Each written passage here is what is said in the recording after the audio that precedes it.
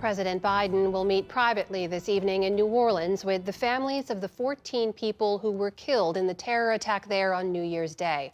Before that, the president and the First Lady stopped on Bourbon Street, laid down flowers at a makeshift shrine for the victims, and held a moment of silence. The president will also attend a prayer vigil and memorial service. Before we go tonight, we wanted to take a moment to reflect on the victims, the lives they led, and the legacies they leave behind. Stephanie Sy has our remembrance. Nicole Perez was a mother who was teaching her 5-year-old son how to read. She'd just been promoted to manager at the local deli, where the owner told reporters she was a good mom who learned quickly. She wanted to be successful. Perez was 27. That was also the age of Martin Tiger Besh, a former wide receiver for Princeton University who was in Louisiana on a hunting and fishing trip. Before he passed, his brother Jack was able to say goodbye on FaceTime. If he could have lived, he would have. He fought so hard. Like I said, he's always been a fighter. He was always the little guy, and he always had to fight. And that's what he did until the last breath he took. Terrence Kennedy, 63, was a born and raised New Orleanian. His sister told reporters he was a kind man with a big heart who loved watching football, especially the Pittsburgh Steelers. Drew Dauphin graduated from Auburn University in 2023 and, according to his LinkedIn page, worked at Honda Motor Company. In a statement, Auburn University President Christopher Roberts said of the 26-year-old alum, "Words cannot convey the sorrow the Auburn family feels for Drew's family." Kareem Badawi had just finished his first semester at the University of Alabama. His father told reporters his son spent all his life loving people and socializing with friends. He was only 18. Also 18, Nakira Dodo, who had her whole life ahead of her, according to her great aunt. She dreamed of becoming a nurse like her mother, who hadn't wanted her to go to New Orleans. Dodo was from Mississippi. Elliot Wilkinson was 40 years old and living on the streets at the time of his death.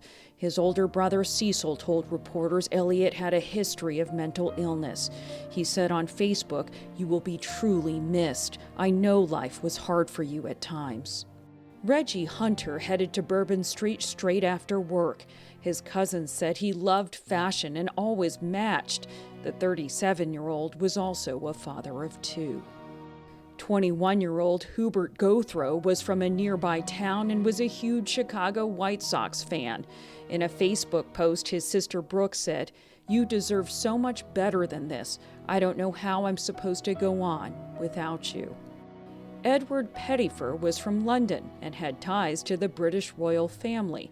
His stepmother was Prince William and Prince Harry's nanny. In a statement, the elder prince said, "Catherine and I have been shocked and saddened by the tragic death of Ed Pettifer." He was 31. Latasha Polk, 47, lived in New Orleans. The nursing assistant had a 14-year-old son.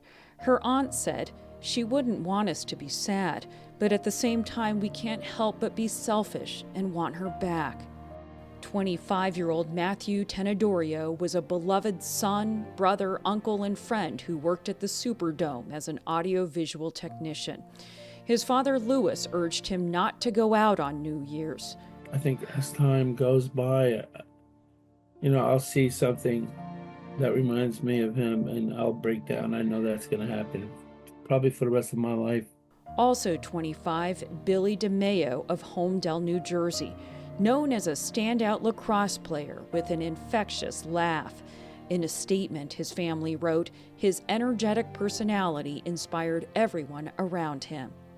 43-year-old Brandon Taylor was the last victim struck by the truck, according to his fiancée Heather, who spoke to reporters. Taylor was described as a quiet Christian who liked to rap. Heather said, "No one should ever have to die like that. He didn't deserve it."